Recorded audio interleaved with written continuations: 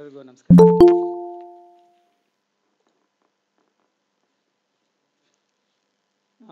ಲೀಲಾಜಾಲದ 44ನೇ ಕಾರ್ಯಕ್ರಮದಲ್ಲಿ ನಾವು ಮತ್ತೆ ಇವತ್ತು ಸೇರಿದ್ದೇವೆ. ಇವತ್ತು ರಸ ಮತ್ತು ಆವೇಶದ ಕುರಿತು ಸರ್ ಅವರು ಪ್ರಾರಂಭಿಸಿದ ಒಂದು ಸರಣಿಯನ್ನು ಮುಂದುವರಿಸಲಿಕ್ಕಿದ್ದಾರೆ. ಅದರ 3ನೇ ಉಪನ್ಯಾಸ ಅದು ರಸವಿಕಾಸ. ಈ ಕುರಿತು ಸಾಕಷ್ಟು ವಿಚಾರಗಳನ್ನು ಸರ್ ಅವರು ಈಗಾಗಲೇ ಹಾಕಿದ್ದಾರೆ. ಇದರಲ್ಲಿ ಕಲೆಯು ನೀಡುವಂತಹ ಪಕ್ವತೆ, ಆವೇಶದ ಪರಿಷ್ಕರಣೆ ಹೇಗೆ, ರಸದ ಆಕರ್ಷಣೆ ಏನು, ಅದರ ತಾಪತ್ರೆ ಜೊತೆಗೆ ಕಾವ್ಯದ ಜೀವನ ಭಾರ ಹೊರಲು ನಮಗೆ ಯಾಕೆ ಒಂದು ತವಕ ಮೂಡುತ್ತೆ, ಶಾಂತ ರಸ ಅನ್ನೋದು ರಸ ಅಲ್ಲವೇ ಏಕೆ, ನೀತಿ ರಂಜನೆ, ದಾಖಲೆ, ಕಲೆ ಕಾವ್ಯದ ಗುರಿ ಯಾವುದು, ಈ ಮುಂತಾದ ವಿಚಾರಗಳ ಕುರಿತು ಸರ್ ಅವರು ಬೆಳಕು ಚೆಲ್ಲಕ್ಕಿದ್ದಾರೆ. ಬಂದಂಥ ಎಲ್ಲರನ್ನೂ ಕೂಡ ಆತ್ಮೀಯವಾಗಿ ಸ್ವಾಗತಿಸ್ತಾ ಇದ್ದೇನೆ. ಮತ್ತೆ ವಿನಂತಿ ಅಂತಂದರೆ ದಯವಿಟ್ಟು ಉಳಿದವರು ಯಾರು ನಾವು ವಿಡಿಯೋ ಆನ್ ಮಾಡ್ಕೊಳ್ಳೋದು ಬೇಡ. ಒಂದು ನಿಮಿಷ. ನಂತರದಲ್ಲಿ ಈ ಒಂದು ಉಪನ್ಯಾಸ ಸರಣಿಯನ್ನು ಸೌಂದರ್ಯ ಸಾರಸ್ಯ ಅಥವಾ ಮುಂದಿನ ಒಂದು ಈ ಜಾಲನ್ಯಾಸನ ನಾವು ನಡೆಸ್ಕೊಂಡು ಇಟ್ಕೊಂಡು ಹೋಗೋ ಸಲುವಾಗಿ ಈ ಕುರಿತಾಗಿ ಮೊದಲೇ ಸರ್ ಹೇಳಿದರು, ನಮ್ಮ ಆಸಕ್ತಿ ಅಥವಾ ನಮಗೆ ಒಂದು ಚಾಲೆಂಜಿಂಗ್ ಅನಿಸುವಂಥ ಯಾವುದೇ ಕವಿತೆಗಳು, ಕಾವ್ಯ, ಒಂದು ಗಹನವಾದಂಥ ಕವಿತೆ ಕುರಿತಾದಂಥ ನಮ್ಮ ಅರ್ಥ ವಿವರಣೆ ಬೇಕಾಗಿದ್ದಲ್ಲಿ ಅದನ್ನು ಸರ್ ಇಲ್ಲಿ ಹಾಕಿದರೆ, ಈ ತಂಡದಲ್ಲಿ ಹಾಕಿದರೆ ಅದನ್ನು ಮುಂದಿನ ಉಪನ್ಯಾಸಕ್ಕೆ ಪೂರ್ಣವಾಗಿ ಸರ್ ಅವರು ತೆಗೆದುಕೊಳ್ತಾರೆ ಅಂತ ಹೇಳಿದ್ದೆ. ಸೊ ಆ ಕುರಿತಾದ ಪ್ರಶ್ನೆಗಳು ಕೂಡ ಇದರಲ್ಲಿ ಬರಲಿ ಅಂತ ಹೇಳ್ತಾ ಮತ್ತೆ ಎಲ್ಲರನ್ನೂ ಸ್ವಾಗತಿಸ್ತಾ ಇದ್ದೇನೆ. ಸರ್ ಅವ್ರನ್ನೂ ಕೂಡ ಸ್ವಾಗತಿಸ್ತಾ ಉಪನ್ಯಾಸ ಪ್ರಾರಂಭಿಸಬೇಕಾಗಿ ವಿನಿಸ್ತಾ ಇದ್ದೀನಿ.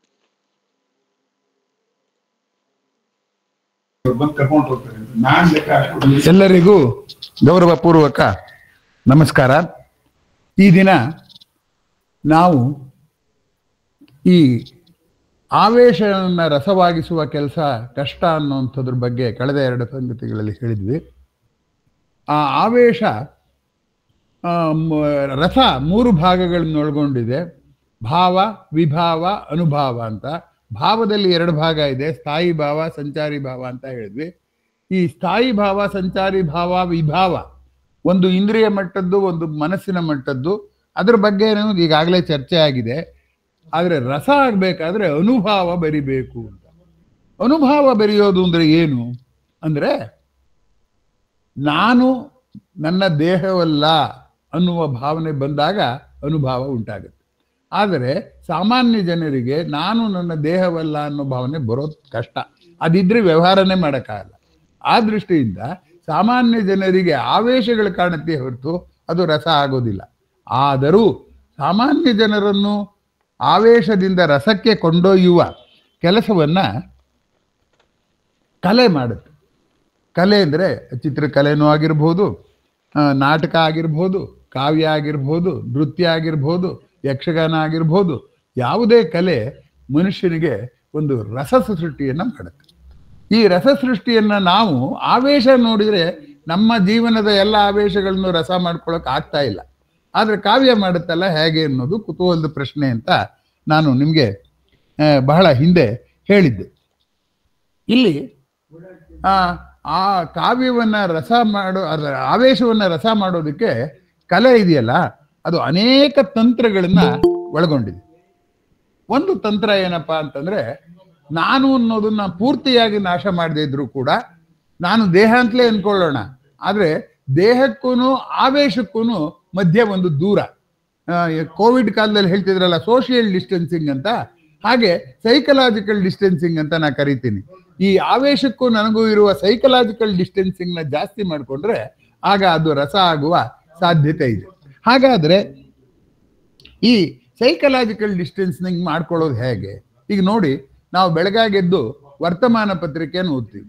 ಆ ವರ್ತಮಾನ ಪತ್ರಿಕೆಯಲ್ಲಿ ನವರಸಕ್ಕೆ ಸಂಬಂಧಪಟ್ಟ ಎಲ್ಲ ಸಂಗತಿಗಳು ಇರುತ್ತೆ. ಒಂದು ಅಪಘಾತ ಆಗಿರುತ್ತೆ, ಯಾರೋ ಇಬ್ರು ಜಗಳ ಕಾದಿರ್ತಾರೆ. ಹೀಗೆ ಎಲ್ಲವೂ ಇರುತ್ತೆ. ನಾವು ಪೇಪರ್ ಓದಿ ಅಯ್ಯೋ ಬೇಜಾರಾಯ್ತು, ಒಂದೂ ಸಕಾರಾತ್ಮಕವಾದ ಅಂಶನೇ ಇಲ್ಲ, ಎಲ್ಲ ಆವೇಶನ ಕೆರಳಿಸೋ ಹಂಗಿದೆ, ಪ್ರಪಂಚ ಎಲ್ಲೋ ಆವೇಶದಲ್ಲೇ ಮುಳುಗೋಗಿದೆ, ಜಗತ್ತು ಜಗಳ ಎರಡು ಒಂದೇ ಅನ್ನುವ ಬೇಸರ ಪಟ್ಕೋತೀವಿ ಹೊರತು ಅದನ್ನು ಆವೇಶ ಮಾಡ್ಕೊಳ್ಳೋದಕ್ಕೆ ನಮ್ಮ ಕೈಲಿ ಆಗ್ತಾ ಇಲ್ಲ. ಇದು ನಾವು ಗಮನಿಸಬೇಕಾದ್ದು. ಹಾಗಾದ್ರೆ ಇಂಥ ಜಡ ಸ್ವಭಾವದ ಜನರೂ ಕೂಡ ಒಂದು ಚಲನಚಿತ್ರ ನೋಡಿದಾಗ್ಲೋ, ಒಂದು ಕಾವ್ಯ ಓದಿದಾಗ್ಲೋ, ಒಂದು ಚಿತ್ರ ನೋಡಿದಾಗ್ಲೋ, ಒಂದು ಶಿಲ್ಪ ನೋಡಿದಾಗ್ಲೋ ಆ ರಸ ಸೃಷ್ಟಿಯನ್ನು ಮಾಡ್ಕೊಳ್ಳೋ ಹಾಗೆ ಮಾಡ್ಬೇಕಾದ್ರೆ ಈ ಸಾಹಿತ್ಯ ಕಲೆ ಎಲ್ಲವೂ ಏನೋ ಒಂದು ತಂತ್ರ ಹುಡುಕೊಂಡಿರ್ಬೇಕು ಅಂತ ಅನ್ನುವಂಥದ್ದನ್ನ ಗಮನಿಸಿ. ಈಗ ಒಂದು ನಾಟಕ ನಡೀತಾ ಇದೆ ಅಂತ ಭಾವಿಸೋಣ. ಆ ನಾಟಕದಲ್ಲಿ ಒಬ್ಬ ನಟ ಅಭಿನಯಿಸ್ತಾ ಇದ್ದಾನೆ. ಅವನು ಒಂದು ಪಾತ್ರವನ್ನು ಅಭಿನಯಿಸ್ತಾ ಇದ್ದಾನೆ. ಆ ಪಾತ್ರ ನಟ ಅಲ್ಲ, ಆ ಪಾತ್ರವನ್ನು ಅಭಿನಯಿಸ್ತಾ ಇದ್ದಾನೆ. ಒಬ್ಬ ವೀಕ್ಷಕ ನೋಡ್ತಾ ಇದ್ದಾನೆ. ವೀಕ್ಷಕನಿಗೂ ತನ್ನ ಹಿಂದಿನ ಅನುಭವವನ್ನು ಆಧರಿಸಿ ಇಂಥ ಭಾವ ವ್ಯಕ್ತಪಡಿಸ್ಬೋದು, ಇಂಥ ವಿಭಾವ ವ್ಯಕ್ತಪಡಿಸ್ಬೋದು, ಇಂಥ ರೀತಿಯಲ್ಲಿ ಮಾಡ್ಬೋದು ಅವನು ಅಂತ ಪ್ರೇಕ್ಷಕನಿಗೂ ಒಂದು ಊಹೆ ಇದೆ, ನಟನಿಗೂ ಒಂದು ಊಹೆ ಇದೆ. ಹರಿಶ್ಚಂದ್ರ ಹೀಗೆ ಮಾಡಿದ್ದ ಅಂತ ಕಾಣುತ್ತೆ, ನಾನು ಹರಿಶ್ಚಂದ್ರನ ಪಾತ್ರ ಮಾಡ್ಬೇಕಾದ್ರೆ ಆ ನನ್ನ ಭಾವ ವಿಭಾವ ಬೇಡ, ಆ ಹರಿಶ್ಚಂದ್ರನ ಭಾವ ವಿಭಾವ ಮಾಡ್ತೀನಿ ಅಂತ ಅವನು ಅದನ್ನ ಮಾಡೋದಕ್ಕೆ ಪ್ರಯತ್ನ ಪಡ್ತಾನೆ. ಆಗ ನಟನ ಕಲ್ಪನೆ ಆ ಹರಿಶ್ಚಂದ್ರನ ಪಾತ್ರದ ಬಗ್ಗೆ ಮತ್ತು ಪ್ರೇಕ್ಷಕನ ಕಲ್ಪನೆ ಹರಿಶ್ಚಂದ್ರನ ಪಾತ್ರದ ಭಾವ ವಿಭಾವದ ಬಗ್ಗೆ ಒಂದುಗೂಡ್ಬೇಕಲ್ಲ. ಅದು ಒಂದುಗೂಡೋದು ಕಷ್ಟ. ಆದರೂ ಕೂಡ ನಮಗೆ ಅದು ತುಂಬಾ ಆಶ್ಚರ್ಯಕರ ಅನ್ನೋ ರೀತಿಯಲ್ಲಿ ಪ್ರೇಕ್ಷಕ ಹೌದು, ಆ ಪಾತ್ರಕ್ಕೆ ಸರಿಯಾಗಿ ಅಭಿನಯಿಸಿದ್ದಾನೆ, ಆ ನಟ ತುಂಬಾ ಚೆನ್ನಾಗಿ ನುಡ್ತಿದ್ದಾನೆ, ಆ ಪಾತ್ರದ ಭಾವ ವಿಭಾವಗಳನ್ನ ಚೆನ್ನಾಗಿ ವ್ಯಕ್ತಪಡಿಸ್ತಾನೆ ಅಂತ ಹೇಳ್ತಾರೆ. ಹೀಗೆ ಹೇಳಬೇಕಾದ್ರೆ ಎಷ್ಟು ತಾಪತ್ರಯ ಇದೆ ಅನ್ನುವಂಥದ್ದನ್ನ ನಾವಿಲ್ಲಿ ಗಮನಿಸ್ಬೇಕು. ಈ ತಾಪತ್ರಯಗಳನ್ನ ನಾವು ಗಮನಿಸಿದ್ರೆ ಕಾವ್ಯದವರು ಕಲೆಯೋರು ಏನ್ ಮಾಡ್ತಾರೆ, ಅದನ್ನ ಬೇರೆ ಬೇರೆ ರೀತಿ ಸರಿದೂಗಿಸ್ತಾರೆ. ಈಗ ಉದಾಹರಣೆಗೆ ಉಡುಪು, ನಾವು ಸಾಮಾನ್ಯವಾಗಿ ಹಾಕೊಳ್ಳೋ ಉಡುಪನ್ನ ಮಹಾರಾಜ ಹಾಕೊಂಡಿರಲ್ಲ, ಮಹಾರಾಜನ ಪಾತ್ರಧಾರಿ.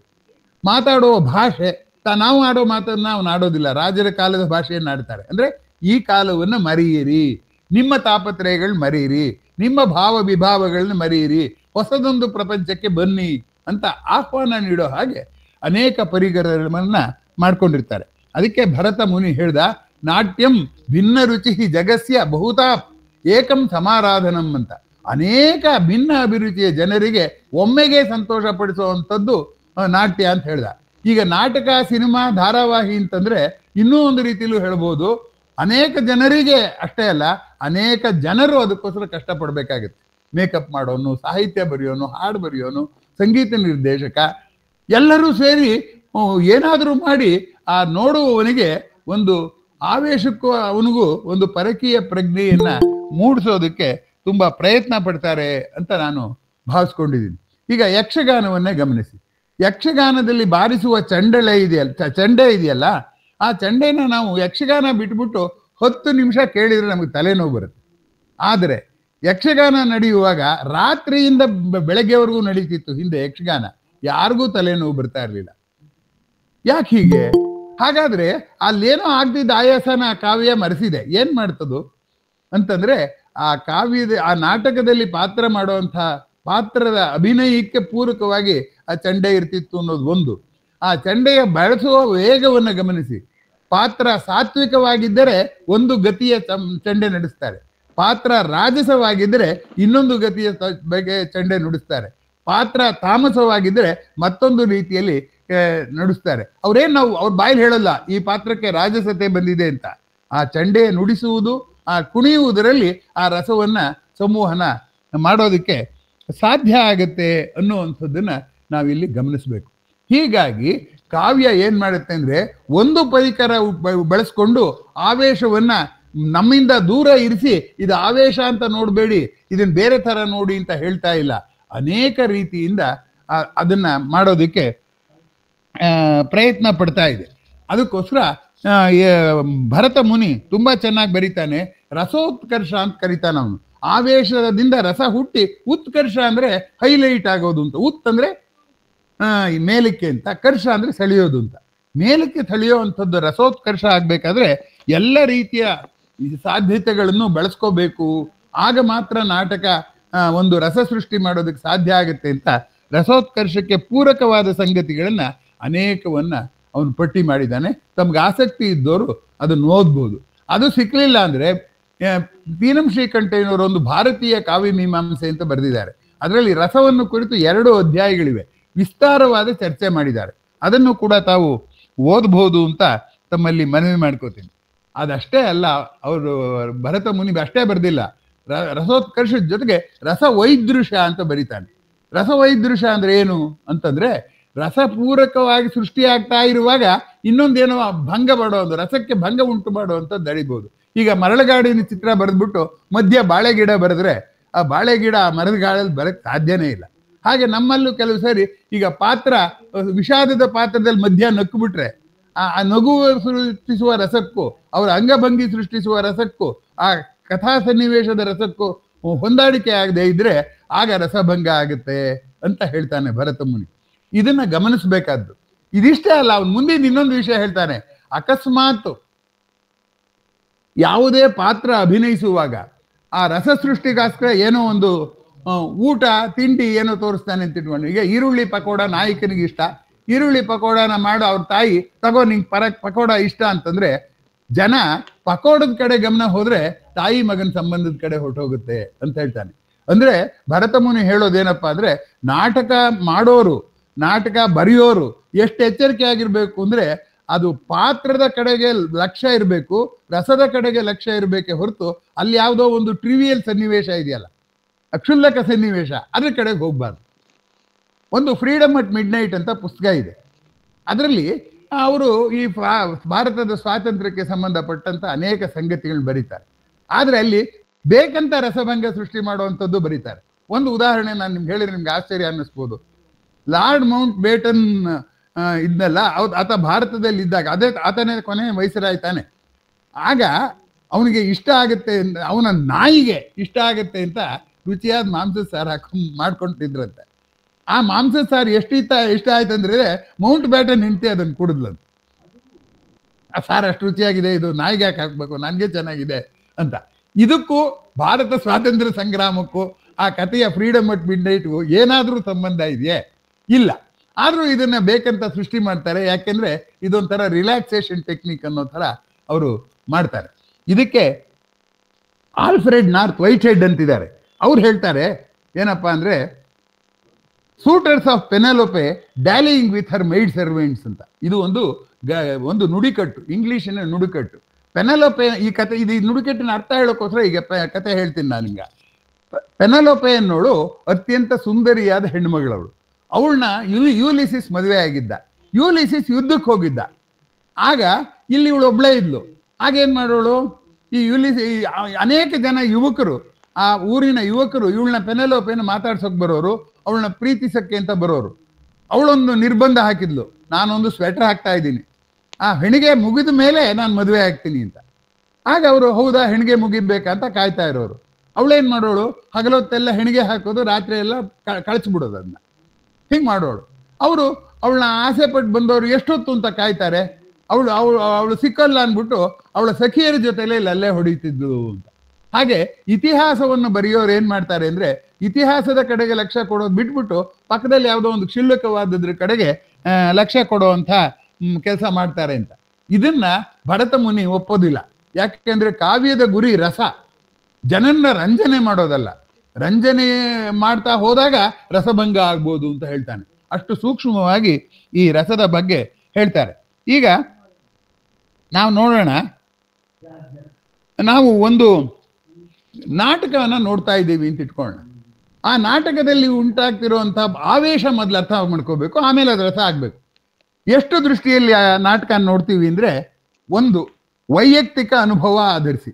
ನಾಯಕನ ತಾಯಿ ತೀರ್ಕೊಂಡಿದ್ದಾಳೆ, ನಾಯಕ ಅಳ್ತಾ ಇದ್ದಾನೆ ಅಂದ್ರೆ, ನಮ್ಮ ತಾಯಿ ತೀರ್ಕೊಂಡಾಗ ನಾನು ಹೇಗೆ ಎತ್ತಿದ್ದೆ ಅಂತ ಜ್ಞಾಪಿಸ್ಕೊಂಡು ವೈಯಕ್ತಿಕ ಅನುಭವ ಆಧರಿಸಿ ರಸವನ್ನ ಸೃಷ್ಟಿ ಮಾಡ್ಕೊಳ್ಳೋಕೆ ಪ್ರಯತ್ನ ಪಡ್ತಾರೆ.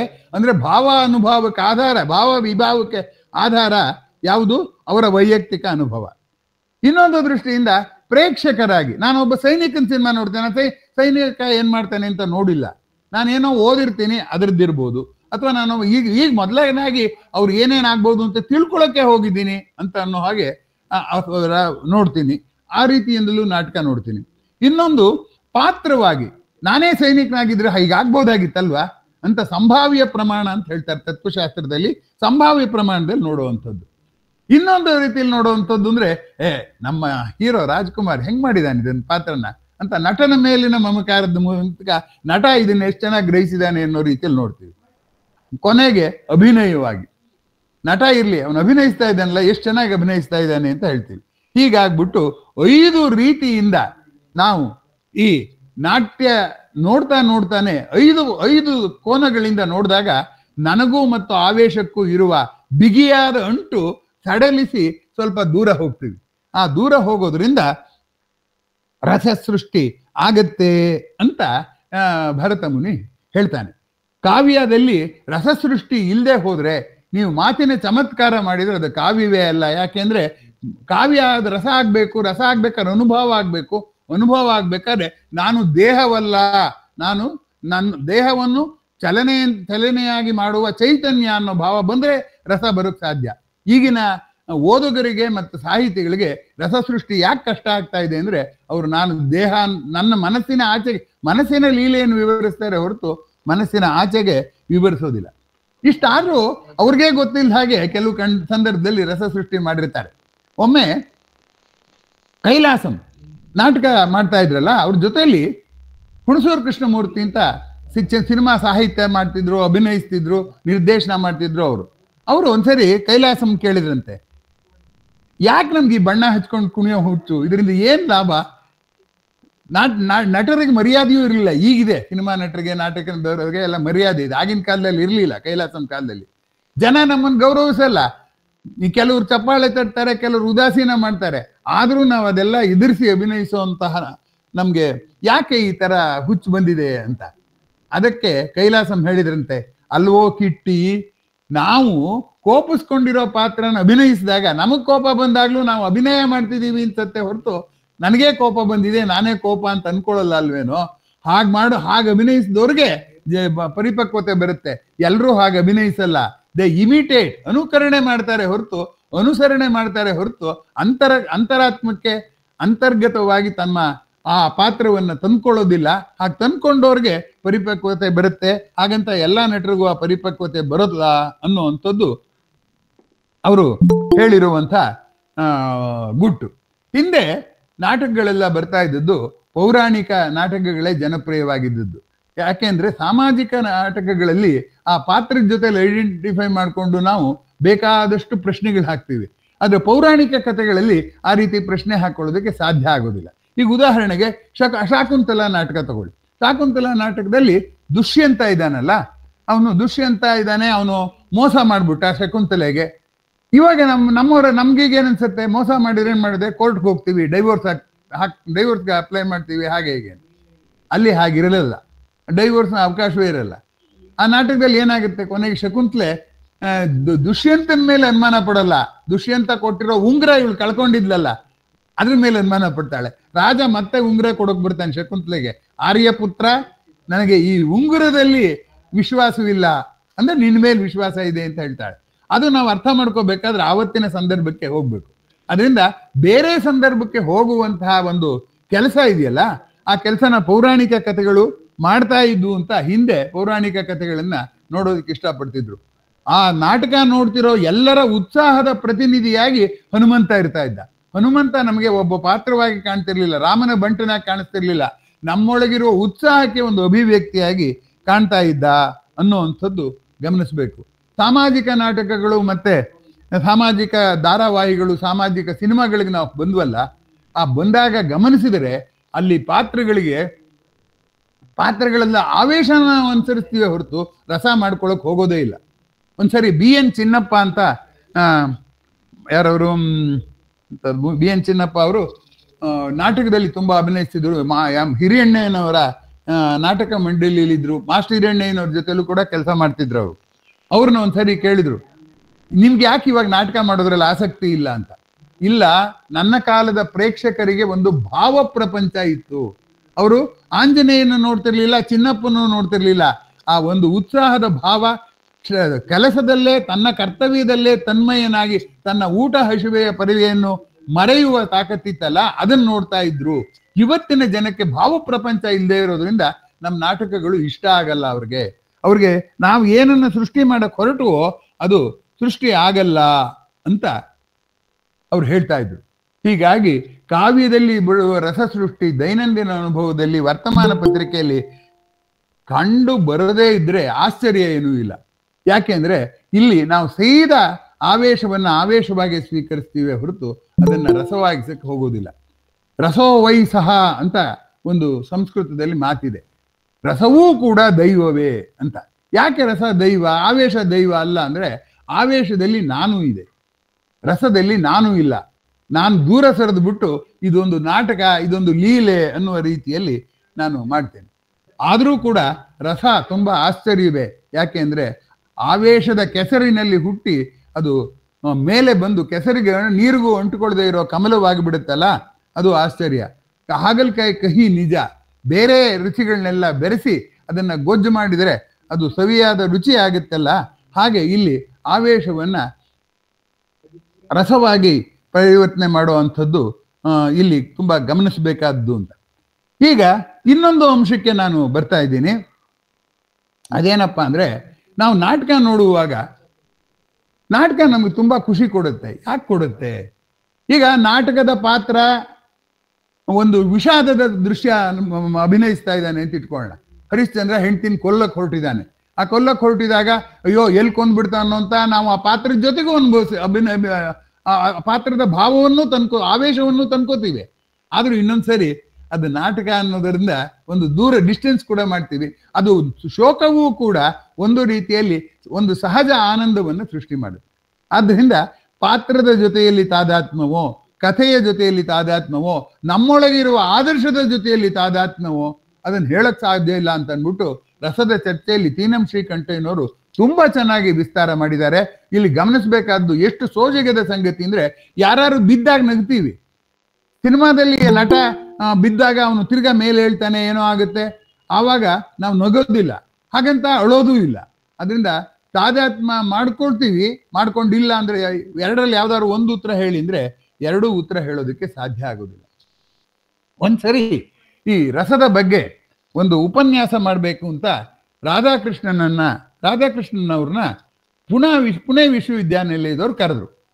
ಯಾಕೆ ಅಂದ್ರೆ ಇವರು ದಾರ್ಶನಿಕರು, ಕಾವ್ಯ ಮನೋಮಯ ಮಟ್ಟದ್ದು, ರಸ ಬರ್ಬೇಕಾದ್ರೆ ತತ್ವಶಾಸ್ತ್ರ ಮಟ್ಟಕ್ಕೆ ಹೋದ್ರೇನೆ ಅದು ರಸ ಬರೋದು, ಅದಕ್ಕೆ ಅವರೇ ತುಂಬಾ ಅಧಿಕೃತವಾದವರು ಅಂತ ಅಂದ್ಬಿಟ್ಟು ರಾಧಾಕೃಷ್ಣನ್ ಅವ್ರನ್ನ ಈ ಉಪನ್ಯಾಸಕ್ಕೆ ಕರೆದ್ರು. ಆದರೆ ರಾಧಾಕೃಷ್ಣನ್ ಹೇಳಿದ್ರು, ನಾನು ಉಪನ್ಯಾಸಕ್ಕೆ ಬರೋದಿಲ್ಲ, ಬರ್ತೀನಿ, ನನ್ನನ್ನು ವೇದಿಕೆ ಮೇಲೆ ಕರೆಯಲ್ಲ ಅಂತ ಮಾತು ಕೊಟ್ಟರು ಬರ್ತೀನಿ, ಇಲ್ದಿರ ನಾ ಬರೋಲ್ಲ. ನನಗಿನ್ನ ಚೆನ್ನಾಗಿ ಮಾತಾಡೋರೊಬ್ರು ಮೈಸೂರಿನಲ್ಲಿ ಎಂ ಹಿರಿಯಣ್ಣ ಅಂತ ಇದ್ದಾರೆ. ಅವರು ದಾರ್ಶನಿಕರು, ನನ್ನ ಗುರುಗಳವರು. ಅವ್ರ ಜೊತೆಲಿ ಕೂತ್ಕೊಳ್ಳೋಕೆ ನಾನು ಉಪರಾಷ್ಟ್ರಪತಿ ಆಗಿದ್ದೀನಿ ಅಂತ ನನಗೆ ಹಕ್ಕು ಬರೋದಿಲ್ಲ. ಅವರ ಅಧ್ಯಯನದ ಅರ್ಹತೆ ಇದೆಯಲ್ಲ, ನನಗಿಲ್ಲ. ನಾನು ಕೂಡ ನಿಮ್ ಜೊತೆಲಿ ಕೂತ್ಕೊಂಡು ಅವ್ರು ಏನ್ ಹೇಳ್ತಾರೋ ಕೇಳ್ತೀನಿ, ಅವ್ರನ್ನ ಕರೆಸಿ ಅಂತ ಹೇಳಿದ್ರು. ಅದೇ ರೀತಿಯಲ್ಲಿ ಎಂ ಹಿರಿಯಣ್ಣಯ್ಯನವ್ರನ್ನ ಕರೆಸಿದ್ರು ಪೂನಾ ವಿಶ್ವವಿದ್ಯಾನಿಲಯದಲ್ಲಿ. ಅದೊಂದು ಕಿರು ಹೊತ್ತಿಗೆಯಾಗಿ ಪ್ರಕಟ ಆಗಿದೆ. ಅದರಲ್ಲಿ ಮಾಸ್ಟರ್ ಎಂ ಹಿರಿಯಣ್ಣ ಅವರು ಮಾತಾಡ್ತಾ ಹೇಳ್ತಾರೆ, ರಸ ಅನ್ನೋದು ಎಷ್ಟು ಮುಖ್ಯ ಅಂದ್ರೆ, ರಸದಲ್ಲಿ ತುಂಬಾ ಮುಖ್ಯವಾದ ಯಾವುದು, ನಾವು ಹೊಸದೊಂದು ಆವೇಶವನ್ನು ಆಮದು ಮಾಡಿಕೊಂಡು ಸಂತೋಷವೋ, ಅಥವಾ ನಾವು ಆವೇಶದಿಂದ ನಮ್ಮ ಆವೇಶದಿಂದ ಹೊರಗೆ ಬರೋದು ಮುಖ್ಯನೋ, ಅಥವಾ ನಮ್ಮ ಆವೇಶವು ಎಲ್ಲವೂ ಶೂನ್ಯವಾಗುತ್ತೆ, ಬದುಕು ಇದೆಲ್ಲದಕ್ಕಿಂತ ದೊಡ್ಡದು, ಪ್ರಕೃತಿಯ ಮತ್ತು ಸಮಾಜದ ಲೀಲೆ ಅಂತ ಭಾವಿಸೋದು ಮುಖ್ಯವೋ, ಈ ಮೂರರಲ್ಲಿ ಯಾವುದು ನಮಗೆ ಖುಷಿ ಕೊಡುತ್ತೆ ಅಂತ ಹೇಳ್ತಾ ಅವ್ರು ಹೇಳ್ತಾರೆ, ನಾವೇನಾದ್ರೂ ಒಂದು ನಟನ ಜೊತೆಯಲ್ಲಿ ಐಡೆಂಟಿಫೈ ಮಾಡ್ಕೊಂಡ್ರೆ ಅದು ರಸ ಅಲ್ಲ, ಆ ಪಾತ್ರ ಜೊತೆಯಲ್ಲಿ ಐಡೆಂಟಿಫೈ ಮಾಡ್ಕೊಂಡ್ರೆ ಅದು ರಸ ಅಲ್ಲ. ರಸ ಯಾವಾಗ ಆಗುತ್ತೆ ಅಂದ್ರೆ ಅದನ್ನ ಲೀಲೆ, ನಾನು ಲೀಲೆಯಲ್ಲಿ ಒಂದು ಪಾತ್ರ, ಅದು ಲೀಲೆಯಲ್ಲಿ ಒಂದು ಪಾತ್ರ ಅಂತ ಹೇಳಿ ತನ್ನ ಆವೇಶವನ್ನ ಕ್ಷಣಿಕವಾಗಿ ಮರೆಯುವ ಅವಕಾಶ ಸಿಗೋದ್ರಿಂದ ಅದು ಮುಖ್ಯ ಆಗುತ್ತೆ ಅಂತ ಅವ್ರು ಹೇಳ್ತಾರೆ. ಅವ್ರ ಉಪನ್ಯಾಸ ತುಂಬಾ ಉದ್ದವಾದ್ದು. ನಾನು ನನ್ನ ಕಾಲಮಿತಿಯಲ್ಲಿ ನಿಮ್ಗೆ ಅದರ ಸಾರಾಂಶ ಹೇಳ್ತಾ ಇದ್ದೀನಿ. ಆದ್ದರಿಂದ ರಸದ ಪ್ರಶ್ನೆ 20ನೇ ಶತಮಾನದವರೆಗೂ ಪ್ರಶ್ನೆಯಾಗಿಯೇ ಅನೇಕ ಜನರನ್ನ ಕಾಡಿದೆ. ಭರತ ಮುನಿಯ ಕಾಲದಿಂದ ಸಾವಿರಾರು ವರ್ಷಗಳಿಂದ ಇದೊಂದು perennial problem of human thinking ಅಂತ ನಾವು ಹೇಳ್ಬೋದೇನೋ. ಅಂದ್ರೆ ಥಿಂಕಿಂಗ್ ಅಂತೂ ಹೇಳಕ್ಕಾಗಲ್ಲ, ಯಾಕೆಂದ್ರೆ ರಸದಲ್ಲಿ ಲಾಜಿಕ್ ಇಂದ ಇಂಜೆಕ್ಷನ್ ರಸದಲ್ಲಿ ಲಾಜಿಕ್ಗಿಂತಲೂ ಹೆಚ್ಚಿಗೆ ಒಂದು ರೀತಿಯ ಭಾವಶುದ್ಧಿ ಅಂತ ಹೇಳ್ತಾರೆ. ಆ ಭಾವಶುದ್ಧಿಯನ್ನು ನಾವು ಸಾಧಿಸಬೇಕಾಗುತ್ತೆ. ಭಾವಶುದ್ಧಿ ನಾವು ಸಾಧಿಸಿಲ್ಲ ಅಂತ ವ್ಯಥೆ ಇರುತ್ತೆ. ಆ ಪಾತ್ರದಲ್ಲಿ ಭಾವಶುದ್ಧಿಯನ್ನು ಕಂಡು ಸಂತೋಷ ಪಡ್ತೀವಿ ಅಂತ ಅವರು ಹೇಳ್ತಾರೆ. ಹೀಗಾಗಿ ನಾವು ಬದುಕಿನ ನೋವಿನ ಭಾರವನ್ನು ಮರೆಯೋದೇನೆ ಒಂದು ಆಶ್ಚರ್ಯ. ಅದೇ ರಸದಾಗ ಒಂದು ಸ್ವಾರಸ್ಯ ಅಂತ ಅವರು ಹಿರಿಯಣ್ಣನವರು ಉಪನ್ಯಾಸ ಮಾಡಿದ್ದಾರೆ. ಅದನ್ನ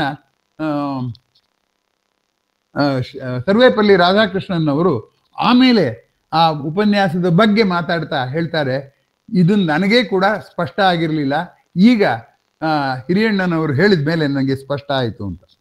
ಇನ್ನು ಮುಂದಿನ ಪ್ರಶ್ನೆ, ರಸಗಳು ಎಷ್ಟು ಅಂತ. ರಸಗಳು ಎಷ್ಟು ಅನ್ನೋದಕ್ಕೆ ಸಾಮಾನ್ಯಕ್ಕೆ ನವರಸ ಅಂತ ಹೇಳ್ತೀವಿ.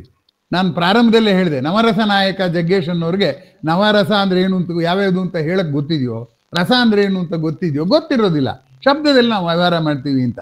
ಹಾಗೆ ಈ ರಸದಲ್ಲಿ 8 ಅಂತ ಕೆಲವರು ಹೇಳ್ತಾರೆ. ನವರಸ ಅನ್ನೋದು ಜನಪ್ರಿಯ ಆಗಿದೆ. 9ನೇ ರಸ ಯಾವುದು ಅಂದ್ರೆ ಶಾಂತಿ ರಸ ಅಂತ ಹೇಳ್ತಾರೆ. 9ನೇ ರಸ ಶಾಂತಿ ರಸ ಅಂತ. ಆದರೆ ಕೆಲವರು ಹೇಳೋದು ಶಾಂತಿ ರಸ ಅಥವಾ ಶಾಂತರಸ ಅದು ರಸವೇ ಅಲ್ಲ ಅಂತ ಹೇಳೋರು ಇದ್ದಾರೆ. ಈ ಒಂದು ವಿವಾದದಲ್ಲಿ ಈ 9ನೇದು ಕೊನೆ ಗ್ರಹ ಪ್ಲೂಟೋ ಗ್ರಹವೋ ಅಲ್ವೋ ಅಂತ ಇವಾಗ ನಾವು ಚರ್ಚೆ ಮಾಡ್ತಿದ್ದೀವಲ್ಲ, ಹಾಗೆ ಶಾಂತರಸ ರಸವೇ ಅಲ್ಲವೇ ಅನ್ನೋದನ್ನ ಅನೇಕ ಜನ ಬಹಳ ವರ್ಷಗಳಿಂದ ಚರ್ಚೆ ಮಾಡ್ಕೊಂಡು ಬರ್ತಾ ಇದ್ದಾರೆ. ಅದರ ಬಗ್ಗೆ ನಿಮಗೆ ಸಂಕ್ಷೇಪವಾಗಿ ಅದರ ಪರಿಚಯ ಮಾಡ್ತಾ ಇದ್ದೀನಿ.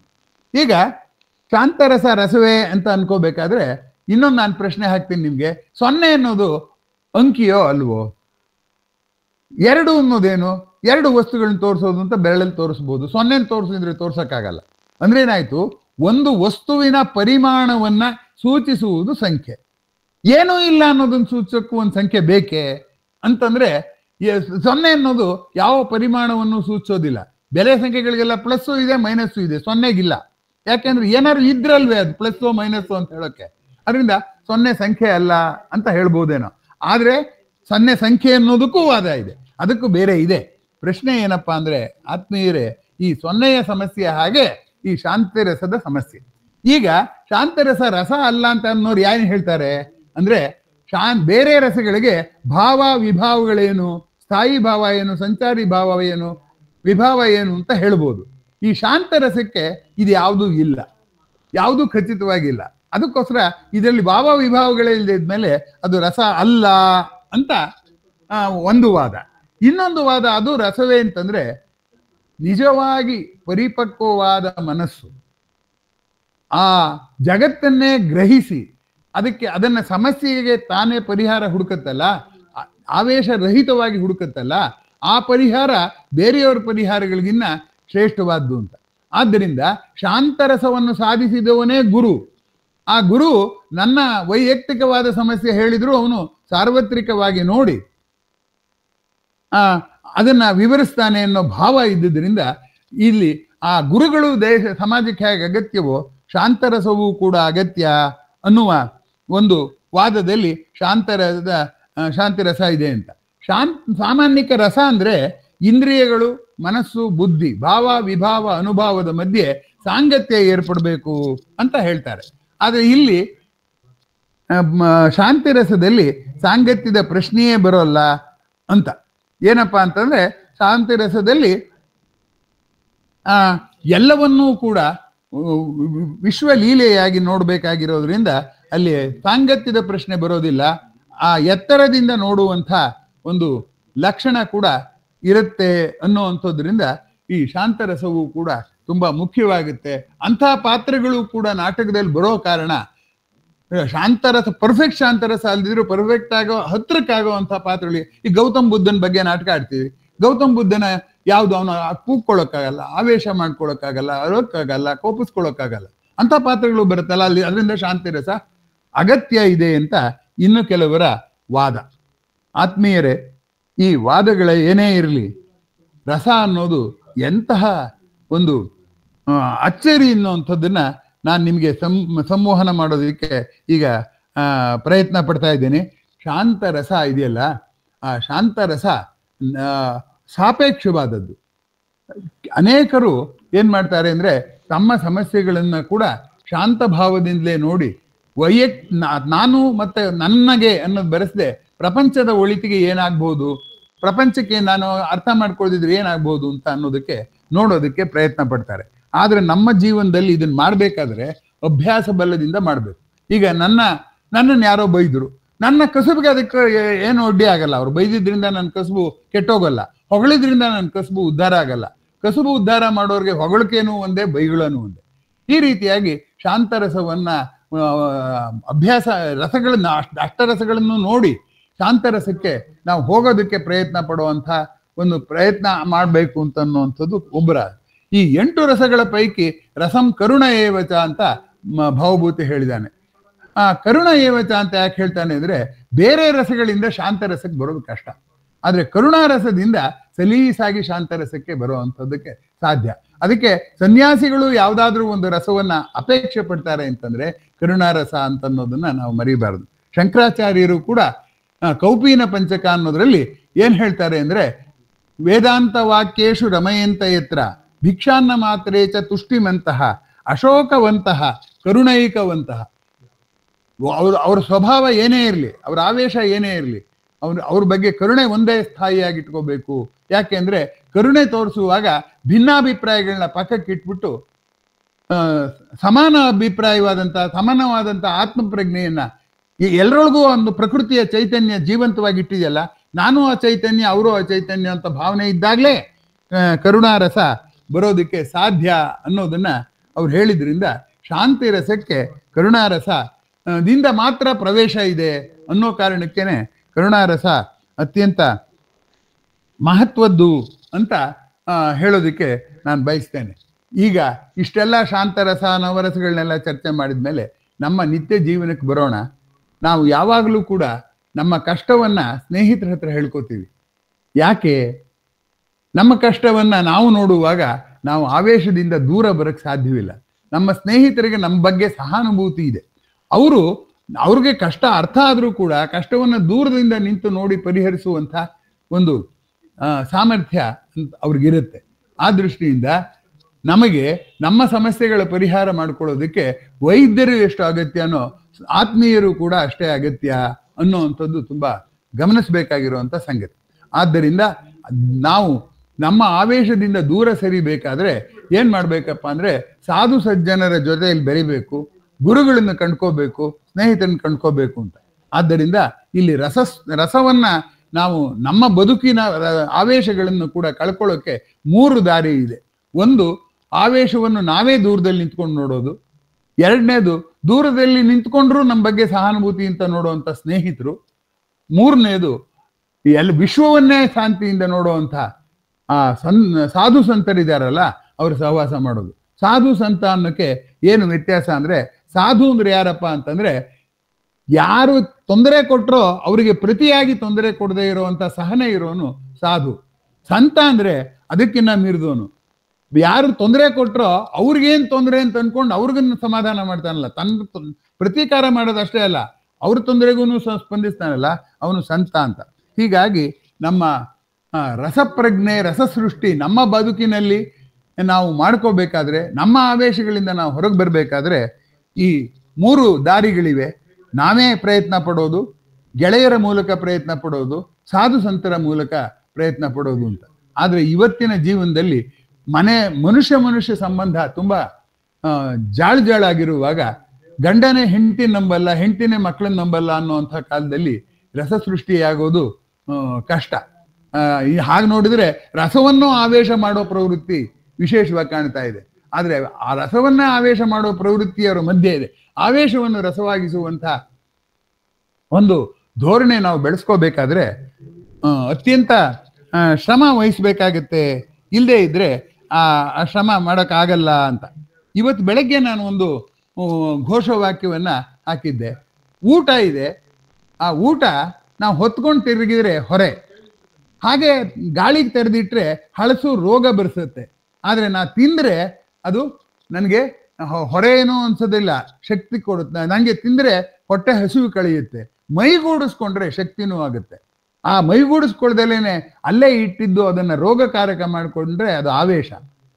ನಾವು ತಿಂದರೆ ಒಂದು ಸಮಾಧಾನ, ಅದನ್ನು ನನ್ನ ಮೈಗೂಡಿಸ್ಕೊಂಡ್ರೆ ಅದು ರಸ ಅಂತ ಆಗೋದ್ರಿಂದ ಬದುಕಿನ ಪರಿಪೂರ್ಣತೆ ಇರೋದೇ ನಮ್ಮ ಎಲ್ಲ ಕೊರತೆಗಳನ್ನು, ಆವೇಶಗಳನ್ನು ರಸವಾಗಿಸ್ಕೊಳ್ಳೋದ್ರಲ್ಲಿ ಅಂತ ನಿಮಗೆ ಹೇಳೋದಕ್ಕೆ ನಾನು ಆ ಕೊಟೇಶನ್ ಹಾಕಿದ್ದೆ. ಹಾಗೆ ಇದುವರೆಗೂ ಗಣೇಶ್ ಅವರು ಪಟ್ಟಿ ಮಾಡಿದ್ರು ರಸದ ಬಗ್ಗೆ ಅನೇಕ ಪ್ರಶ್ನೆಗಳನ್ನು ನಾಗರಾಜ್ ಅವರು ಹಾಕಿದ್ದಾರೆ ಅಂತ. ಈ ಉಪನ್ಯಾಸ ಕೇಳಿರೋದ್ರ ಹಿನ್ನೆಲೆಯಲ್ಲಿ ಆ ಪ್ರಶ್ನೆಗಳನ್ನ, ಕೊಟೇಶನ್ಗಳನ್ನ ನೀವು ಇನ್ನೊಂದ್ಸರಿ ಓದಿದ್ರೆ ಆಗ ನಾನು ಏನು ಪ್ರಶ್ನೆ ಹಾಕಿದ್ದೆ ಅನ್ನೋದು ನಿಮ್ಗೆ ಅದಾಗುತ್ತೆ. ನೋಡಿ, ನಾನು ಹಾಗೆ ಗುರ್ತು ಹಾಕ್ಕೊಂಡಿದ್ದೆ. ಮೊದಲನೇದು ರಸದ ಆಕರ್ಷಣೆ ಏನು ಅಂತ. ಆವೇಶದ ಅಪಾಯ ತಪ್ಪಿತು. ಆವೇಶದ ಅಪಾಯ ತಪ್ಪೋದ್ರ ಜೊತೆಗೆ ಜಗತ್ತೇ ಒಂದು ಲೀಲೆ ಅನ್ನುವಂಥದ್ದು ಜ್ಞಾಪಕ ಬಂತು. ಕಾವ್ಯ ನೋವು ನಲಿವಿನ ಭಾರ ಕಳೆಯುವಂಥದ್ದು ಅನ್ನುವಂಥದ್ದು. ಶಾಂತರಸ ರಸವೇ ಅನ್ನೋ ಪ್ರಶ್ನೆ ಹಾಕಿದ್ದೆ. ಈಗ ತಾನೇ ನಾನು ಉತ್ತರ ಹೇಳಿದೆ. ಕಾವ್ಯದ ಗುರಿ ಏನು? ನೀತಿನೋ, ಸಮಾಜ ಸುಧಾರಣೆನೋ, ರಂಜನೆಯೋ, ದಾಖಲೆಯೋ ಅಂತ ಪ್ರಶ್ನೆ ಕೇಳಿದರೆ ಈ ಮೂರೂ ಆಗಿದೆ ಅಂತಲೂ ಇಟ್ಕೊಳ್ಳೋಣ, ಆಗ್ಲೂ ಕಾವ್ಯ ಅಪೂರ್ಣವೇ. ರಸ ಆಗದೇ ಇದ್ರೆ, ಮನುಷ್ಯನಿಗೆ ನಾನು ಅನ್ನೋದನ್ನ ತಗ್ಗಿಸದೇ ಇದ್ರೆ ಆ ಕಾವ್ಯದ ಸಾರ್ಥಕತೆ ಆಗೋದಿಲ್ಲ ಅಂತ. ಹೀಗಾಗಿ ನಾನು ಆ ದಿನ ಕಳೆದ ವಾರದಿಂದ ಹಾಕಿದಂಥ ಈ ಪ್ರಶ್ನೆಗಳೆಲ್ಲವೂ ಕೂಡ ಇವತ್ತು ನಾನು ಚರ್ಚೆ ಮಾಡಿರೋ ವಿಷಯಕ್ಕೆ ನೇರವಾಗಿ ಸೂಚನೆ ಕೊಡ್ತಾ ಇದೆ. ಆವೇಶ ಅನುಭವ ಆಗ್ಬೇಕಾದ್ರೆ ಒಂದು ಪರಿಪಕ್ವತೆ ಇರಬೇಕಾಗುತ್ತೆ. ಯಾಕೆಂದ್ರೆ ನನಗೆ ನನ್ನ ಮನಸ್ಸಿನ ಮೇಲಿನ ಇರುವ ನಂಬಿಕೆ ಯಾರ ಮೇಲೂ ಇಲ್ಲ ಇವತ್ತಿನ ದಿನಗಳಲ್ಲಿ.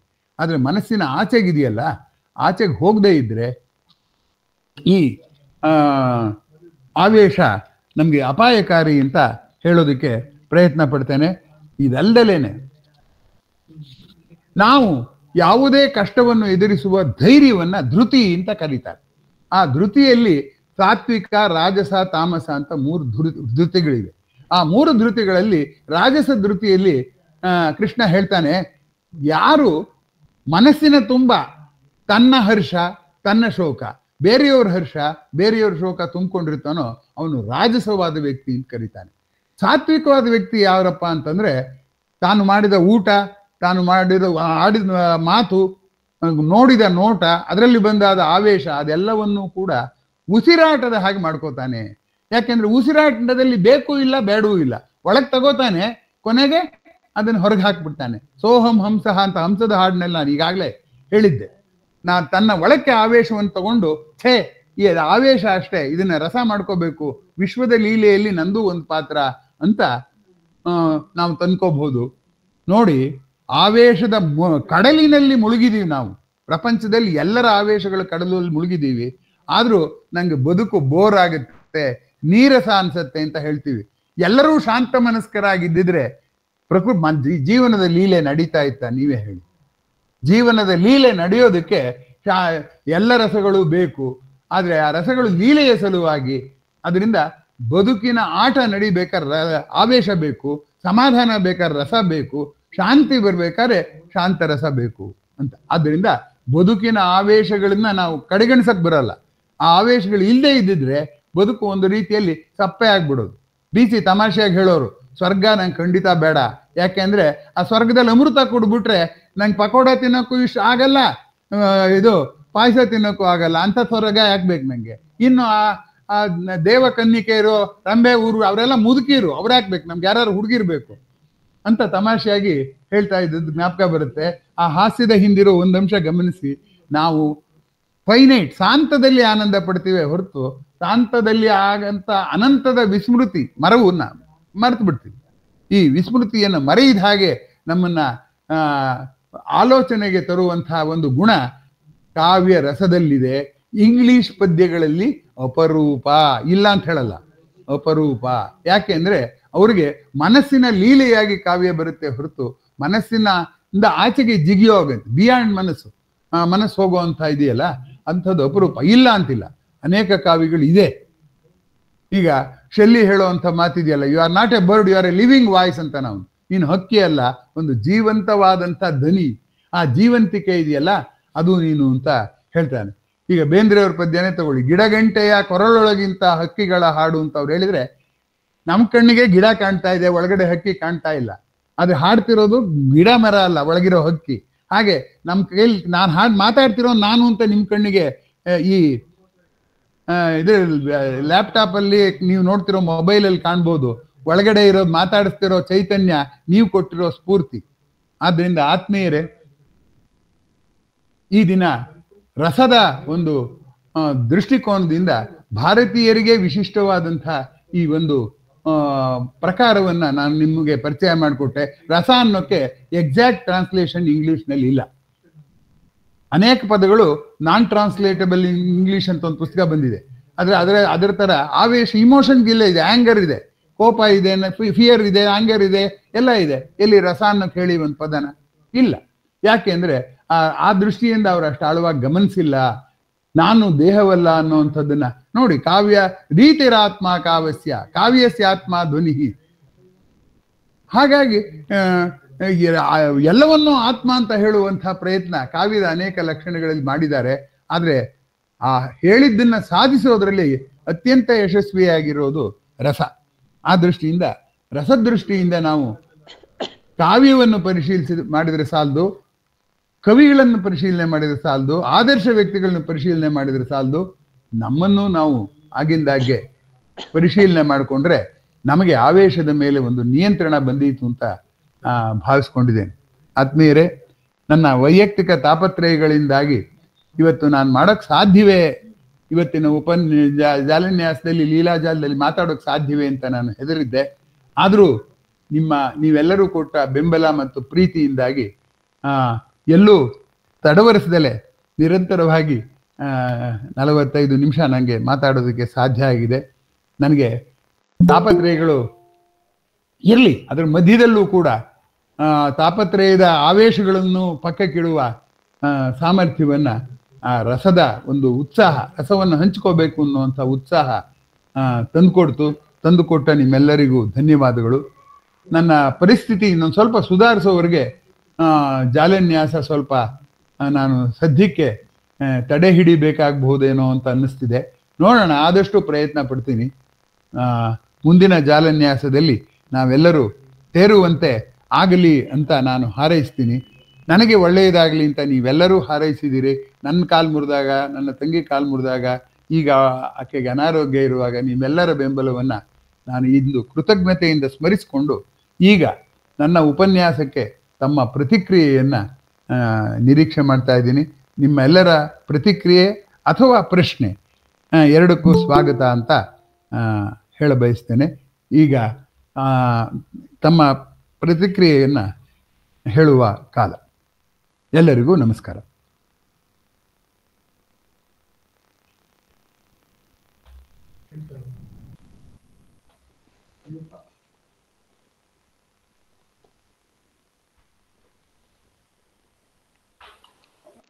Hello sir. ಹೇಳಪ್ಪ ಸರ್, ತುಂಬ ಚೆನ್ನಾಗಿತ್ತು.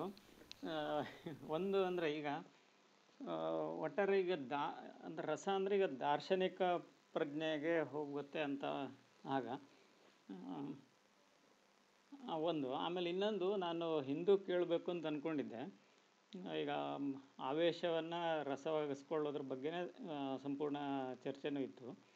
ಅದೇ ಈಗ ರಿವರ್ಸ್ ಆಗಲ್ವಾ ಅನ್ನೋದನ್ನ ಕೇಳಬೇಕು ಅಂದ್ಕೊಂಡಿದ್ದೆ. ಆದರೆ ಸರಿ ಆಗಲ್ಲ ಅಂತ ಅಂದ್ಕೊಂಡು ಸುಮ್ಮನಿದೆ. ಇವತ್ತು ನೀವು ಅದನ್ನು ಹೇಳಿದಿರಿ, ಅದನ್ನು ಸ್ವಲ್ಪ ಅದು ಹೇಗೆ ಯಾವ ರೀತಿ ಅಂತ ಹೇಳ್ಬೋದು. ಮ್ಯೂಟ್ ಆಗಿದೆ ಸರ್, ಮ್ಯೂಟ್ ಆಗಿದೆ ಸರ್. ಸರ್ ಅನ್ಮ್ಯೂಟ್ ಮಾಡ್ಕೊಳ್ಳಿ ಸರ್. ಆದರೆ ನಾನು ಇವತ್ತು ಒತ್ತು ಕೊಟ್ಟಿದ್ದು ಬೇರೆ. ಆ ಅನುಭವ ಅಂದರೆ ನಾನು ದೇಹ ಅಲ್ಲ, ನಾನು ಆತ್ಮ ಅಂತ ಏನೂ ಗೊತ್ತಿಲ್ಲ. ಆದರೂ ಕಲೆ ಏನು ಮಾಡುತ್ತೆ, ಆವೇಶವನ್ನು ರಸ ಮಾಡುತ್ತೆ. ಆ ಗೊತ್ತಿಲ್ಲದೆ ಇದ್ದರೂ ಕೂಡ ಆ distancing between the emotion and the person ಇದೆಯಲ್ಲ, ಅದನ್ನು ಕ್ರಿಯೇಟ್ ಮಾಡೋಕೆ ಎಷ್ಟೆಲ್ಲ ನಾಟಕ ಆಡಿದೆ. ಅದು ನಾಟಕ ಆಡಿದ್ರೆ ತಾನೇ ಕಲೆ. ನಮ್ಮ ಸ್ನೇಹಿತರು ಲೋಹಿತಾಶ್ವ ಅಂತ ಇದ್ರು, ಅವರು ಸಿನಿಮಾಗಳಲ್ಲಿ ಅಭಿನಯಿಸಿದ್ರು, ನೀವೆಲ್ಲ ನೋಡಿರ್ತೀರ. ಅವರು ನಮ್ಮ ಸಹೋದ್ಯೋಗಿ. ಅವಾಗ ಒಂದ್ಸರಿ ಹೀಗೆ ನಮ್ಮ ಕಾಲೇಜಿನಲ್ಲಿ ಮಾತಾಡುವಾಗ ಅವ್ರು ಹೇಳಿದರು, ಏನಪ್ಪ ಅಂದರೆ ಲೋಹಿತಾಶ್ವಗೆ ಅಭಿನಯಿಸ್ಬೇಕು ಅಂತ ತುಂಬಾ ಆಸೆ ಅಂತಂದ್ರೆ ನಮ್ಮ ಕನ್ನಡ ಪ್ರಾಧ್ಯಾಪಕರೊಬ್ರು ಅವ್ರಿಗೆ ಸಲಹೆ ಕೊಟ್ರು, ನೋಡಪ್ಪ ಮೇಷ್ಟ್ರ ಕೆಲಸ ಕಷ್ಟ, ಇದು ಅಭಿನಯಿಸೋದು ಕಷ್ಟ, ಮೇಷ್ಟ್ರ ಕೆಲಸ ಸುಲಭ. ಯಾಕೆಂದ್ರೆ ಮೇಷ್ಟ್ರ ಕೆಲಸ ಸ್ವಲ್ಪ ನಾಟಕ ಮಾಡಿದ್ರೆ ಆಯ್ತು. ನಾಟಕ ಮಾಡ್ಬೇಕಾದ್ರೆ ಆ ಪಾತ್ರ ಅದೆಲ್ಲವನ್ನು ಕೂಡ ನೀನು ಅಧ್ಯಯನ ಮಾಡ್ಬೇಕಾಗತ್ತೆ ಅಂತ. ನಾನು ಮೇಷ್ಟ್ರ ಕೆಲಸನೂ ಪಾತ್ರನೂ ನಿಮ್ಮ ಯಾವ ತಿಳುವಳಿಕೆ ಇಲ್ಲೆಲ್ಲ ಮಾಡ್ತಿದ್ದೀನಿ ಅಂತ ಲೋಹಿತಾಶ್ವ ಹೇಳಿದ್ದು ನನಗೆ ನೆನಪಿಗೆ ಬರ್ತಾ ಇದೆ. ಹಾಗಾಗಿ ಇವತ್ತಿನ ಮಾತಿನ ಮುಖ್ಯವಾದಂತ ಸಂಗತಿ ಅಂದ್ರೆ, ಯಾರು ಆತ್ಮ ಅನ್ನೋದೇ ಗೊತ್ತಿಲ್ವೋ ಅವ್ರಿಗೆ ಗೊತ್ತಿಲ್ಲದೇನೆ ಅವ್ರನ್ನ ಆ ರಸದ ಬಲೆಗೆ, ಅವರ ಆವೇಶವನ್ನ ರಸದ ಬಲೆಗೆ, ರಸದ ಬೋನಿಗೆ ಆವೇಶದ ಹುಲಿಯನ್ನ ತರ್ತಾರಲ್ಲ, ಅದು ತುಂಬಾ ಗಮನಿಸಬೇಕಾದ್ದು ಅಂತ. ಇನ್ನೂ ಒಂದು ರಸದ ಪ್ರಬುದ್ಧತೆ ಹೇಳ್ತಾರೆ. ಏನಪ್ಪಾ ಅಂದ್ರೆ, ಒಂದು ಘಟನೆಯ ಶೋಕ ರಸವನ್ನ ಮನಸ್ಸು ಮಾಡಿದ್ರೆ ಅದನ್ನು ಶೃಂಗಾರ ರಸ ಮಾಡ್ಬೋದು, ಬೇರೆ ರಸ ಮಾಡ್ಬೋದು ಅಂತ. ಹಾಗೆಲ್ಲರೂ ಸಾಧ್ಯವೇ ಅಂತ ನಿಮ್ಗೆ ಅನ್ಸುತ್ತಲ್ವೇ? ನಾನು ಒಂದು ಉದಾಹರಣೆ ಕೊಡ್ತೀನಿ. ಈಗ ಏನಾಗಿತ್ತಪ್ಪ ಅಂದ್ರೆ, ಅಭಿಮನ್ಯು ಹೋರಾಡ್ತಾ ಇರ್ತಾನೆ. ಆ ಹೋರಾಡುವಾಗ ಯುದ್ಧ ಭೂಮಿಯಲ್ಲಿ ವಸಂತ ಋತುನ ಯಾರು ವರ್ಣಿಸಕ್ಕಾಗುತ್ತೆ? ವಸಂತ ಋತು ಯಾವಾಗ ವರ್ಣಿಸೋದು? ಶೃಂಗಾರ ರಸಕ್ಕೋಸ್ಕರ ವರ್ಣಿಸೋದು ವಸಂತ ಋತು ಇರೋದು. ಕುಮಾರವ್ಯಾಸ ಅದನ್ನ ಏನ್ ಮಾಡ್ತಾನೆ ಗೊತ್ತೇನೋ? ಆ ಯುದ್ಧದಲ್ಲಿರುವಂಥ ವಿವರಣೆ ಕೊಡ್ತಾ ಅವನು ವಸಂತ ಋತು ತರ ವರ್ಣಿಸ್ತಾನೆ. ಕರುಳ ಹೂಗೊಂಚಲಿನ, ಅಲ್ಲೆಲ್ಲ ಕರುಳು ಬಿದ್ದಿತ್ತಂತೆ, ಅದು ಹೂವಿನ ಗೊಂಚಲಿದ್ದಾಗಿತ್ತಂತೆ. ಮೂಳೆಯ ಬಿರಿ ಮುಗುಳ, ಮೂಳೆ ಮೊಗ್ಗಿದ್ದಾಗಿತ್ತಂತೆ. ನವ ಖಂಡ ದಿಂಡೆಯ, ಆ ಹೂವಿನ ಇದನ್ನ ದಿಂಡೆ ಕಟ್ಟಿದಾಗೆ ಮಾಂಸ ಖಂಡ ಹಂಗೆ ಬಿದ್ದಿತ್ತಂತೆ. ಹೀಗೆ ಎಲ್ಲ ಉದ್ದಕ್ಕೂ ಆ ರಣಭೂಮಿಯಲ್ಲಿ ಯಾವುದು ಭೀಭತ್ಸವಾಗಿ ಕಾಣುತ್ತೋ ಅದನ್ನೆಲ್ಲ ಮಾಡ್ಬಿಟ್ಟು ಆ ವಸಂತ ಋತುವಿನಲ್ಲಿ ಕುಣಿದುದು ಖಡ್ಗವನ ಕೇಕಿ, ಆ ಅಭಿಮನ್ಯುವಿನ ಖಡ್ಗ ಅನ್ನೋ ನವಿಲು ಈ ವಸಂತ ಋತುವಿನಲ್ಲಿ ಕುಣಿಯಿತು ಅಂತ ಬರೆದಿದ್ದಾನೆ. ಇದನ್ನ ನಾನು ಹೇಳಿದ್ದು ಆ ಒಂದು ಭೀಭತ್ಸವನ್ನ ಇನ್ನೊಂದಕ್ಕೆ ಉದಾಹರಣೆ ಕೊಡುವಾಗ ವಸಂತ ಋತುವಿಗೆ ಉದಾಹರಣೆ ಕೊಡ್ಬೇಕಾದ್ರೆ ಇಲ್ಲಿ ನೀವು ಕೊಡಿ ನೋಡೋಣ. ಒಂದು ವಿಷಾದದ ಸಂಗತಿಯನ್ನ ಒಂದು ವೈಭವದ ಸಂಗತಿಯಾಗಿ ವಿವರಿಸುವಂಥದ್ದು ಕೊಡಿ ನೋಡೋಣ. ಅದು ಕಷ್ಟ ಆಗುತ್ತೆ. ಅದಕ್ಕೆ ಇದು ಕಾವ್ಯ ಎಂಥ ಬೆರಗು ಅಂದ್ರೆ, ಏನೂ ಗೊತ್ತಿಲ್ಲ ನಂಗೆ, ಆತ್ಮ ಗೊತ್ತಿಲ್ಲ, ದೇಹ ಗೊತ್ತಿಲ್ಲ, ಏನೂ ಗೊತ್ತಿಲ್ಲ. ನನ್ನ ಜೀವನದಲ್ಲಿ ನಾನು ಏನೋ ಸಿನಿಮಾ ನಾನು ಪಾಡಿಗೆ ನಾನು ಬದುಕೊಂಡಿದ್ದೆ ಅಂತವ್ನು ಕರ್ಕೊಂಬಂದ್ಬಿಟ್ಟು ಆ ಡಿಸ್ಟೆನ್ಸಿಂಗ್ ಉಂಟು ಮಾಡ್ಬಿಟ್ಟು ಒಂದು ಮಟ್ಟಕ್ಕೆ ರಸ ಒಸರುವಂತೆ ಮಾಡುತ್ತಲ್ಲ, ಅದು ಈ ಕಾವ್ಯ ರಸದ ಮಹತ್ವ. ಈಗ ಇನ್ನೊಂದು ಉದಾಹರಣೆ ನಾನು ನಿಮ್ಗೆ ಕೊಡ್ತೀನಿ. ರಸ ಅಂದ್ರೇನು? ದ್ರವ ಅಂತ. ದ್ರವ ಅಂದ್ರೇನು? ದ್ರವ ಅಂದ್ರೆ ಹೊರೆಯೋದು ಅಂತ. ಹಾಗೆ ನಾನು ಅನ್ನೋದು ನನ್ನೊಳಗೆ ಕೂತಿದೆ. ನನ್ಗಳಿರೋಂಥ ಪ್ರಪಂಚವನ್ನೇ ನೋಡಿ ಎಲ್ಲದರೊಳಗೂ ತಾದಾತ್ಮ್ಯವನ್ನು ಅನುಭವಿಸುವ ತಾಕತ್ತು ನನ್ನೊಳಗಿದೆ. ಆದ್ರೆ ಅದು ಈಚೆಗೆ ಬರ್ತಾ ಇಲ್ಲ, ಪಾತ್ರೆಯಲ್ಲಿ ತುಂಬಿ ಇಟ್ಬಿಟ್ಟಿದ್ದೀನಿ ನಾನು. ಆ ರಸ ಹರಿದು ಬರುತ್ತಲ್ಲ, ಕಾವ್ಯ ರಸ ಹರಿದಬಹುದು ಗಂಗೆಯಾಗಿ ಅಂತ ಹೇಳ್ತಾರಲ್ಲ, ಹಾಗೆ ಗಂಗೆಯಾಗಿ ಹರಿದು ಬರುವಂತ ಗುಣ ಇರ್ಬೇಕಾದ್ರೆ ಅದಕ್ಕೆ ಕಾವು ಬೇಕು. ಘನ ವಸ್ತುವನ್ನ ಕಾಯಿಸಿದ್ರೆ ತಾನೇ ಅದು ದ್ರವ ಆಗೋದು. ಆ ಕಾವನ್ನ ಕಾವ್ಯ ಕೊಡುತ್ತೆ, ಕಾವು ಕೊಡೋದೇ ಕಾವ್ಯ. ಹಾಗಾಗಿ ಆ ಕಾವ್ಯದಲ್ಲಿ ನಾವು ರಸಾನುಭೂತಿಯನ್ನು ಮಾಡಕ್ ಶುರು ಮಾಡ್ಬಿಟ್ರೆ ಪ್ರಪಂಚನ ಎಷ್ಟೆಷ್ಟು ತರ ಬೇಕಾದ್ರೂ ಕುಣಿಸ್ಬಹುದು. ಎಲ್ಲರೂ ಒಂದು ರೀತಿಯಲ್ಲಿ ಹೇಳಿದ್ರೆ ನಾವು ಇನ್ನೊಂದು ರೀತಿಯಲ್ಲಿ ಆ ವಿವರಣೆಯನ್ನ ಕೊಡಬಹುದು. ಅದಕ್ಕೆ ವಕ್ರೋಕ್ತಿ ಅಂತಾರೆ ಕಾವ್ಯದಲ್ಲಿ. ನೇರವಾಗಿ ಹೇಳೋದನ್ನ ಬಳಸಿ ಹೇಳೋದಕ್ಕೆ ವಕ್ರೋಕ್ತಿ ಅಂತ ಹೇಳ್ತಾರೆ. ನಿಮ್ಮ ಪ್ರಶ್ನೆಗೆ ಉತ್ತರ ಹೇಳಿದ್ದಲ್ದೇನೆ ಇವತ್ತಿನ ಉಪನ್ಯಾಸದ ಆಶಯವನ್ನು ನಾನು ಇನ್ನಷ್ಟು ಸ್ಪಷ್ಟಪಡಿಸೋದಕ್ಕೆ ಅವಕಾಶ ಮಾಡಿಕೊಟ್ರಿ. ನಿಮ್ಮ ಪ್ರಶ್ನೆಗೆ ಧನ್ಯವಾದಗಳು. ಮುಂದಿನ ಪ್ರಶ್ನೆ.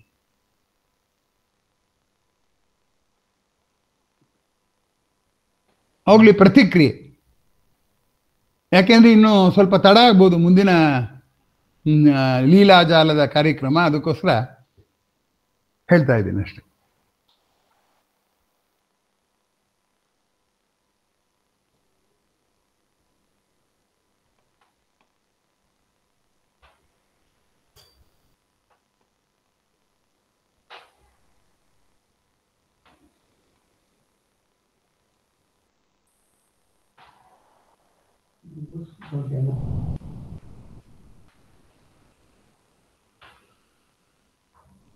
ಸಂಮೋಹನಾಸ್ತ್ರ ಅಂತ ಕಾವ್ಯದಲ್ಲಿ ವಿವರಿಸ್ತಾರೆ.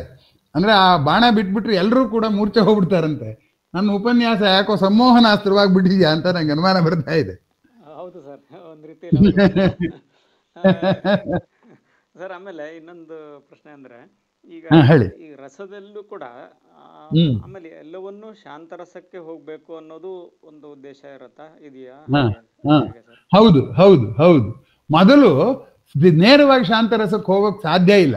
ಅದಕ್ಕೋಸ್ಕರ ಬೇರೆ ರಸಗಳನ್ನೆಲ್ಲ ನಿಧಾನವಾಗಿ ಕರುಣಾರಸಕ್ಕೆ ತಂದು ಕರುಣಾರಸದಿಂದ ಶಾಂತರಸಕ್ಕೆ ಹೋಗ್ಬೇಕು ಅಂತ ಈಗ ನಾನು ಹೇಳಿದೆ, ಸ್ವಲ್ಪ ವೇಗವಾಗಿ ಹೇಳಿದೆ.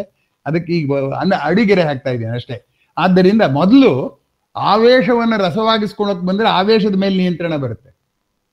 ನಾನು ಅನ್ನೋದು ಕ್ಷಣಿಕವಾದ್ದು ಅಂತ ನಾವು ಏನೆಲ್ಲ ಮಾಡಿದ್ರು ಕೊನೆಗೆ ನಿನ್ನ ಸಿಹಿ ಕಹಿ ಎಲ್ಲ ಕಡಲೊಳು ಉಪ್ಪಾಗುವುದು ತಾನೆ. ಗಮಾಗಮಸ್ಥಂ ಗಮನೈಕ ಶೂನ್ಯಂ ಅಂತಿದೆ. ನಾವು ಮಾಡಿದ್ದು ನಮ್ಮ ಮನಸ್ಸೊಳಕ್ಕೆ ಹೋಗದೆ ಇರೋದು ಎಲ್ಲವೂ ಕೊನೆಗೆ ಶೂನ್ಯವಾಗುತ್ತೆ ಅಂತ ಗಮನ ಎಲ್ಲಿಗಿರ್ಬೇಕು? ಆ ಶೂನ್ಯದ ಕಡೆಗಿರ್ಬೇಕು ಅಂತ. ಆ ಶೂನ್ಯದ ಕಡೆಗಿದ್ರೆ ನಮಗೆ ಪರ್ಫೆಕ್ಟ್ ವಿಶ್ರಾಂತಿ ಸಿಗುತ್ತೆ, ಇಲ್ದಿರ್ ಸಿಗೋದಿಲ್ಲ.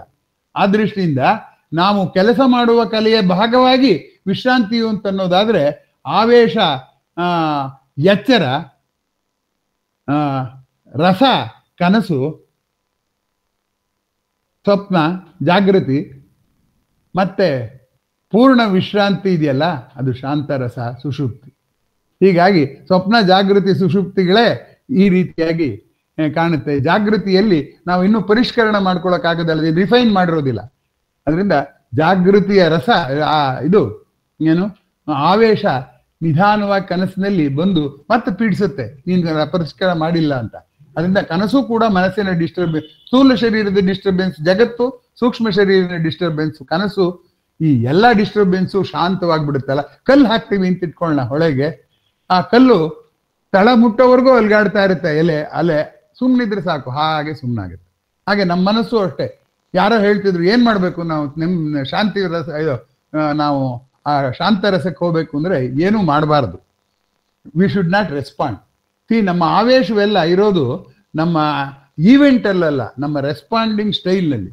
ಆ ರೆಸ್ಪಾಂಡಿಂಗ್ ಸ್ಟೈಲ್ ನಮ್ಮ ಕೈಲಿದೆ, ಅದನ್ನು ಬದಲಾಯಿಸ್ಕೊಂಡು ಆವೇಶವನ್ನು ರಸವಾಗಿಸ್ಕೋಬೇಕು ಅನ್ನೋದು ಗುರಿ.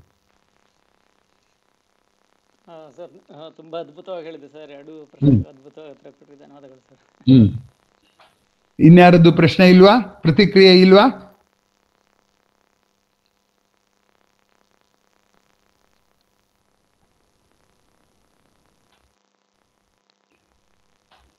ಕಲೆಯ ರಸವನ್ನು ಕುರಿತಂತ 3 ಉಪನ್ಯಾಸ, ರಸ ವಿಕಾಸದ 3 ಉಪನ್ಯಾಸಗಳು ಮುಗೀತು.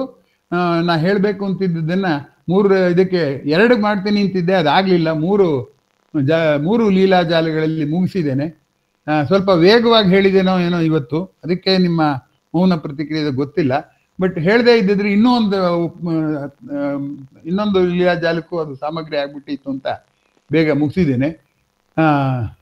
ಆದರೂ ಕೂಡ ಸಹಿಸಿದ ತಮ್ಮ ಪ್ರೀತಿ ದೊಡ್ಡದು. ಆಡೋದಕ್ಕಿಂತ ಕೇಳೋರಿಗೆ ಕಷ್ಟ. ಆ ಕಷ್ಟವನ್ನು ನನಗೆ ಒದಗಿಸಿಕೊಟ್ಟ ನಿಮ್ಗೆಲ್ಲರಿಗೂ ಮತ್ತೊಮ್ಮೆ ಧನ್ಯವಾದ ಸರ್. ಅದು ಹಿರಿಯಣ್ಣ ಅವ್ರದ್ದು ಅದು ಪುಸ್ತಕ ಆಗಿದ್ದು ಏನಿದೆ ಸರ್ ಅದು?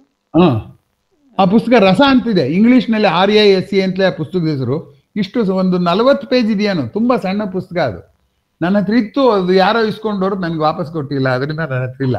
ಆ ಪುಸ್ತಕನ ನಾನು ಲೈಬ್ರರಿಯಿಂದ ಕದ್ಕೊಂಡ್ಬಂದಿದ್ದೆ, ತುಮಕೂರು ಲೈಬ್ರರಿಯಿಂದ ಕದ್ಕೊಂಡು ಅಂದ್ರೆ ಫೈನ್ ಕಟ್ಬಿಟ್ಟು, ಕಳೆದೋಗಿದೆ ಅಂತ ಹೇಳಿ ಫೈನ್ ಕಟ್ಟಿದ್ದೆ.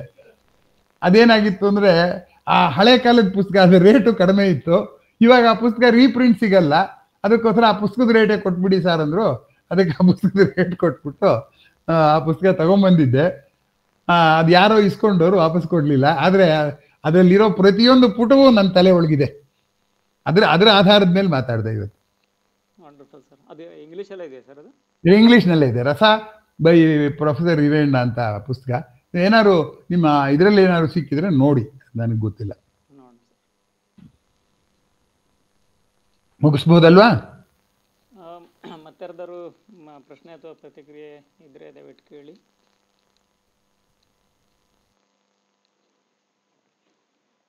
ಇಲ್ಲಾಂತಂದರೆ ಈಗ ಮತ್ತೆ ಆದಷ್ಟು ಬೇಗ ಸರ್ ಅವರು ಲೀಲಾಜಾಲಕ್ಕೆ ಮರಳುವಂತಾಗಲಿ ಅಂತೇಳಿ ನಾನು ಎಲ್ಲರ ಪರವಾಗಿ ಆಶಿಸ್ತೇನೆ, ಹಾರೈಸ್ತೇನೆ.